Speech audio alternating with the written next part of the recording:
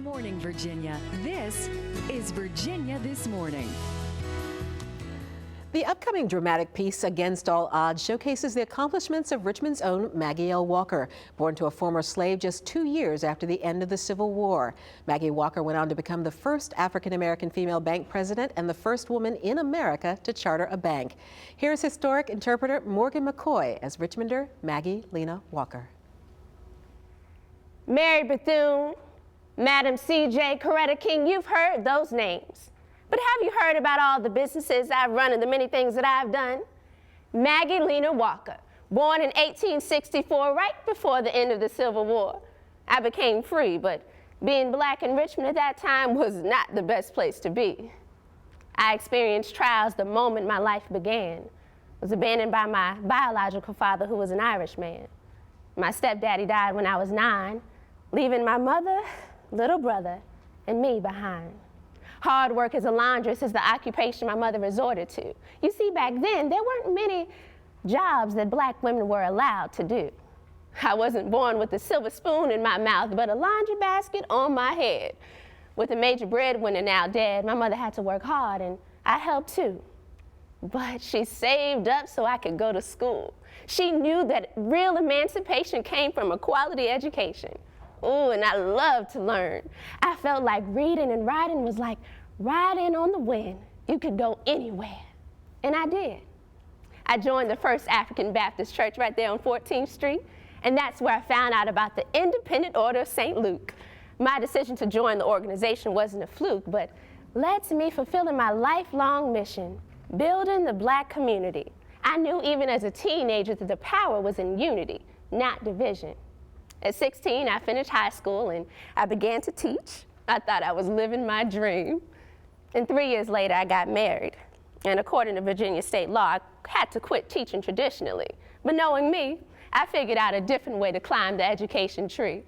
I poured my efforts into the order, which was crumbling due to lack of support and lack of funds.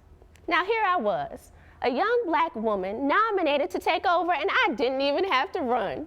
Wife, mother of 2 young sons, and now this? A woman's job is never done. Now the first set of business goals was to start a newspaper. And then after that, I became the first African-American woman to charter a bank.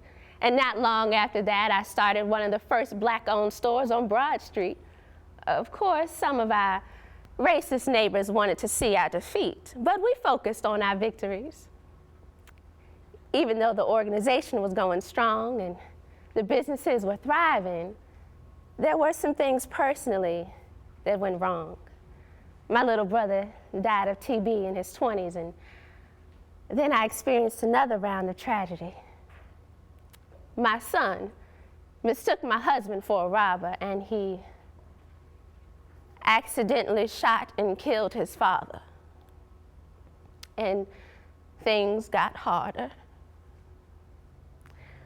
Diabetes set in, and I became confined to a wheelchair, disabled. And not long after burying my husband, I had to bury my son. Most people would have run or quit, ran into a corner and had a fit, but not me. I couldn't. I had an organization to lead, businesses to run, and people to encourage to pursue their dream. After all, it wasn't about me, it was about the whole community. I started all these businesses before women were even allowed to vote. We were trying to get rights, but I had the desire to fight against racism and against prejudices against women, to fight against my disability, to fight against oppression and sorrow, to fight against all the odds that were stacked against me. What's your excuse? In the 21st century, there are so many things that you already have the right to do. But I overhear y'all saying the things that you can't do. My suggestion is find the fight in you.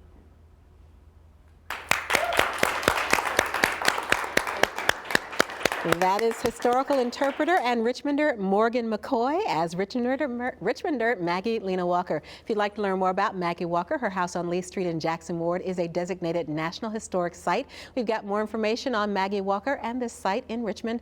Our website is WTVR.com/VT.